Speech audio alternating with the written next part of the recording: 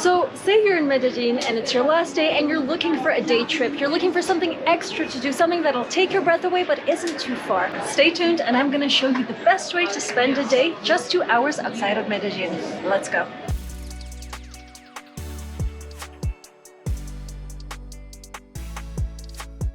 Just after 7 in the morning and we are heading out early. The reason being, and I know I say this in every one of my Colombia vlogs, but the traffic in these Colombian cities is actually pretty catastrophic. So by heading out early, you are going to avoid all that and you're going to have a really good start to the day. You're gonna see why. The 2-hour journey goes by in what feels like seconds.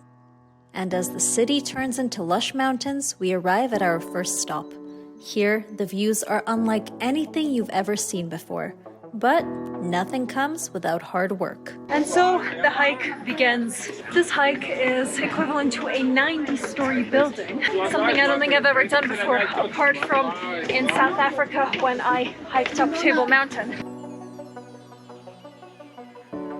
Now that we're about halfway up, I can finally tell you where we're going today, and that is onto the famous rock all the way up the top in the Guatape region near Medellin. The reason that it is so famous is because this is actually a volcanic rock, and back in the day when there was no research available, people thought that it was almost like a legend, almost like something that fell from the sky. But recent research has proven it does in fact have volcanic qualities, and all around it you can actually see 32 different streams that all go inside the dam that is used to power the entire area. So it's both a beautiful sight to behold, but also shows the development in infrastructure for the whole zone. I kind of like that there's little numbers on the stairs. Every 25 steps you're told how far along you are. Made it to the top, and what can I say? The view is definitely worth it.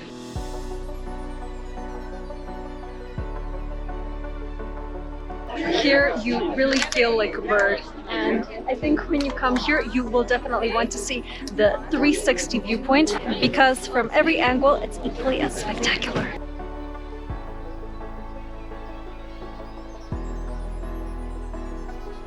Honestly, the way up is not that hard. I was expecting it to be much worse. Nothing that would put you out of your fitness game, let's just put it that way. Now I'm heading back down, which a lot of people find harder, but once again, I think it's okay. I was just stopped to send a quick message to someone called Sebastian Gomez. So they filmed me sending lots of love to Sebastian Gomez. Pero ¿quién es Sebastian Gomez? Ah, tu hijo! High five?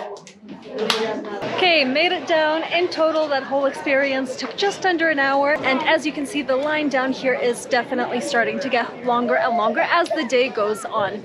The top tips I have for you for this particular experience: come with water, come wearing comfortable shoes, and also get a guide, because the guide will be able to get you tickets beforehand so you don't have to wait online. There are a few more activities that are planned for today. It's not just this. I'm going to show you a lot more that you can do during your day trip away from Medellin.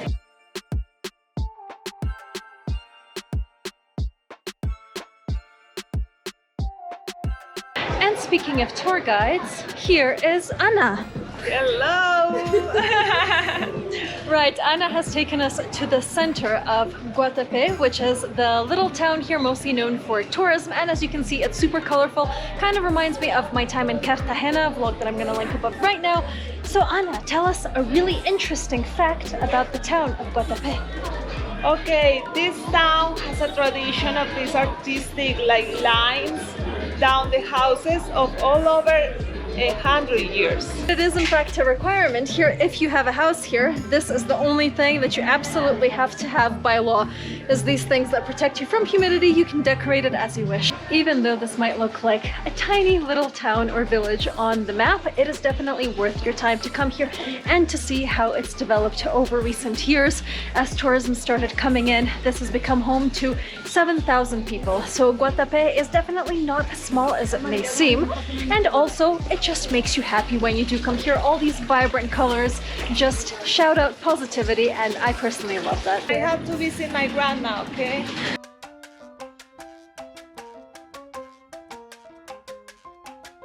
I actually thought we were gonna go visit a grandma. Hola, abuelita! Oh, hi! Hi! Hi!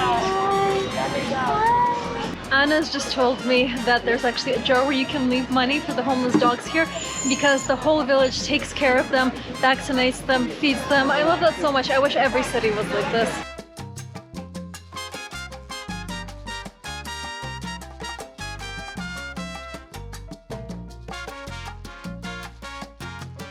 We're done with the town of Guatape, and the next activity that Anna has planned for us is maybe, possibly, even better.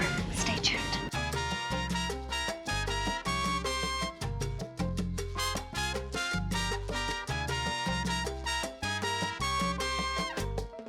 We've arrived to our next stop, which happens to be coffee farm. Coffee is obviously hugely popular here in Colombia, so today I've decided to learn all about how it's made, how the beans are picked, everything. Just the entire process really interests me. This particular coffee farm is only about a hectare, maybe even less, but produces over 4 tons of coffee per year, which is a huge amount, and I'll show you why exactly that is. I think it's time for us now to pick some beans and also to plant them. Let's do this.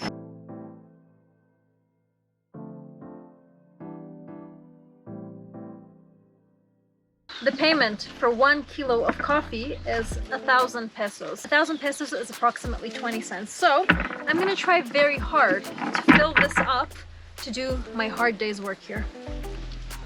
Oh, got a brown one. This, my friends, is not what we're looking for, but this is then sent off to other coffee refineries, which then gets used in instant coffee. So yes, I want to get paid for this. Not an easy job. No! My cameraman is just stealing all of my coffee beans. Look, I had about, I'm not gonna lie, like 30, maximum 35. Now I have like 17 of them. I mean, we're going downhill rapidly here.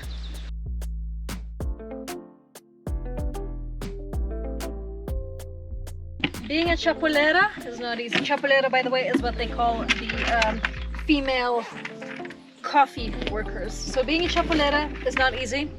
I'm already having to remove a layer because it's too hot. My bag is too full of chocolate that I bought in the city. I'm gonna tie this around here.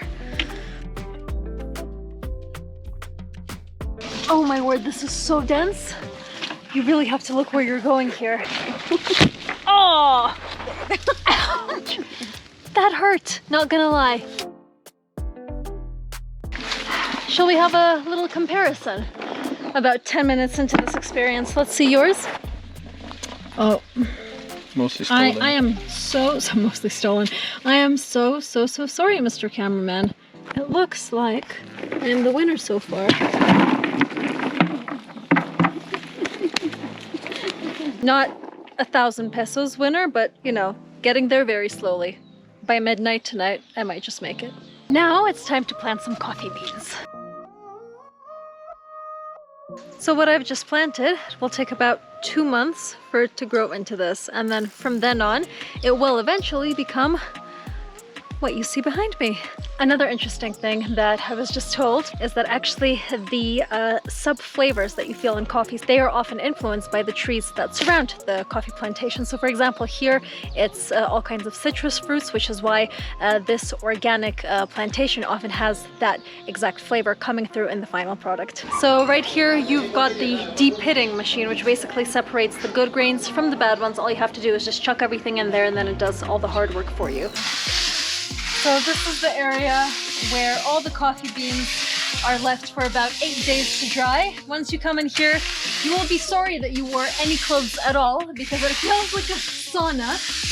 But that is the temperature that these coffee beans need to get to their dry and hard state. Look at that. The most fascinating thing for me was seeing how much smaller and smaller and smaller the coffee grain got along the process. And actually, I was under the impression that this would be it, that this would be the smallest thing there was. But inside that, there is yet an even smaller coffee bean, and the smaller one is the one that'll eventually get sold. So how do they break the shells of many coffee beans at once? Well, here's your answer.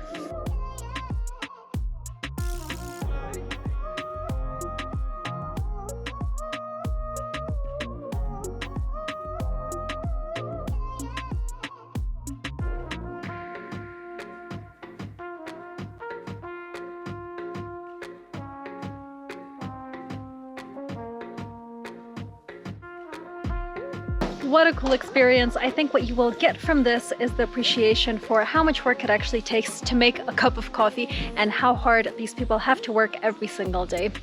I think that is the end of our tour from Medellin. So thank you so much for sticking around. Thank you for watching. I hope this has inspired you, and I hope this has given you ideas on what to see and what to explore. Please like, comment, and subscribe. Thanks for watching. Keep smiling, and I'll see you next time. How's this? This is meant to be a serious experience where I explore Colombian culture, but I'm kind of liking this effect. It's sort of like an Instagram filter, but terrible, just really bad.